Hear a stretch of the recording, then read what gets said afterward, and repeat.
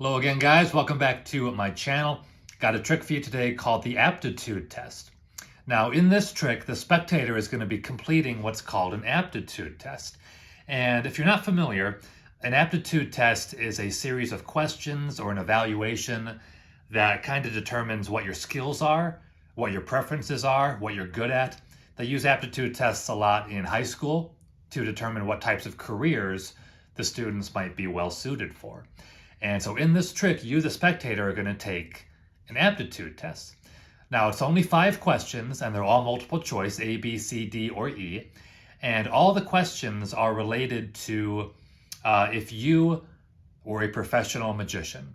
So going into the test, I want you to kind of take on that mindset of how you would answer these questions if you were a professional magician. So I've got here a results envelope. I would hand this to the spectator to hang on to just so I can't manipulate it. I'm going to put it off camera just so I have more room to work with here on frame, but otherwise I would hand this over to someone. I've got a dice here. I'm going to use the dice to come up with some random answers. If the spectator was here, they would of course answer the questions however they want. Since I don't have a spectator, I'm going to roll the dice and I'm going to say 1, 2, 3, 4, or 5 represents A, B, C, D, or E, just to make it random. So to start with, I'm going to have the spectator reach over and cut the deck of cards as much as they would like. Cut the deck until they are happy. Once they're happy, I will not alter the order, but I will just set the deck over here on the corner just so we have some room to work with. And with that, we'll go ahead and start the aptitude test. So, the Magician's Aptitude Test. Question 1. If you were a professional magician, what kind of tricks do you perform? And the 5 responses are card tricks, stage illusions, mentalism, kids tricks, or escapes. Now, like I said, the spectator could answer however they want. I'm going to roll the dice. And 2, which will be B, stage illusions. So I'm going to make a mark here by B, just so we know what the answer was, because we'll need it later. And we'll move on to question 2. Where do you perform? Las Vegas, your local restaurant, your local theater, kids' parties, or corporate events. Let's say the spectator says 5, which is E, corporate events. So I'll put a mark here by E. Question 3, how do you promote yourself? Do you pass out business cards, post flyers, advertise in newspapers, social media, or a website? Spectator this time says 1, which is A, you hand out business cards. So I'll put a mark by A. Question 4, how did you first get into magic? Family member, friend, you visited a magic shop, you saw a magician in person, or you saw a magician on TV or online.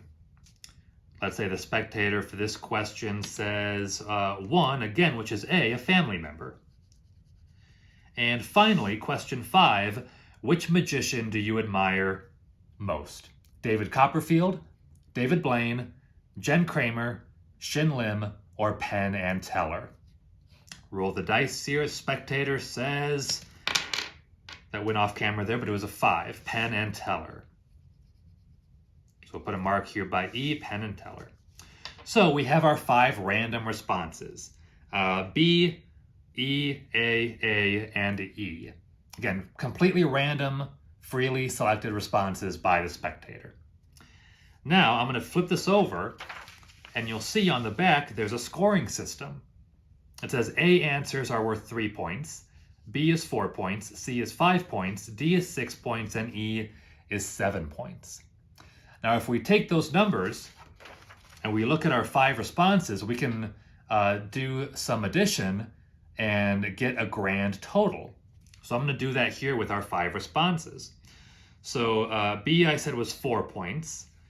E is 7, which makes 11. 3 more for A is 14.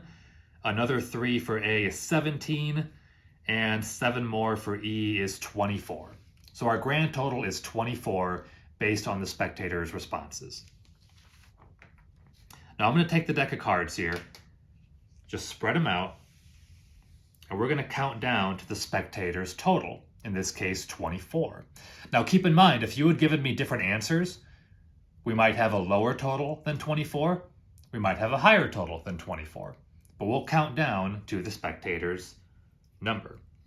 1, 2, 3, 4, 5, 6, 7, 8, 9, 10, 11, 12, 13, 14, 15, 16, 17, 18, 19, 20, 21, 22, 23, 24, leading us right here to this card. I'm going to take it out. I'm not going to look at it just yet, but I want to emphasize that if you had picked different responses, we might have dealt or counted down further in the deck. We might have counted up earlier in the deck. For example, if your number was 25, you would have arrived at the 3 of hearts. One earlier, the 9 of clubs. You could have ended up way up here, 3 of clubs, 6 of hearts, further down, ace of hearts, jack of hearts. You could have ended up on any of these cards here based on your responses. But you've arrived at one card, in this case, the 7 of spades. Now I will take back from the spectator the results envelope and we'll see what's inside. There's an envelope and a letter. The letter says, thank you for completing the Magician's Aptitude Test. We have evaluated your responses. Enclosed is one playing card that we believe best represents your life as a magician. Thank you.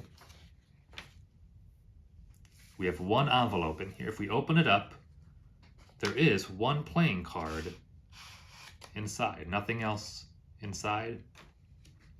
Again, spectator got to pick any answers they wanted. We counted down to one random card in a cut deck, cut by the spectator. And the final card in the results envelope also happens to be the 7 of spades. So that is the effect, you guys. It's called the Magician's Aptitude Test. Let me know your thoughts. I'd be curious to know what you guys think of this one. And as always, I appreciate you watching. So have a wonderful rest of your day, guys. Please come on back soon, and I'll see you next time.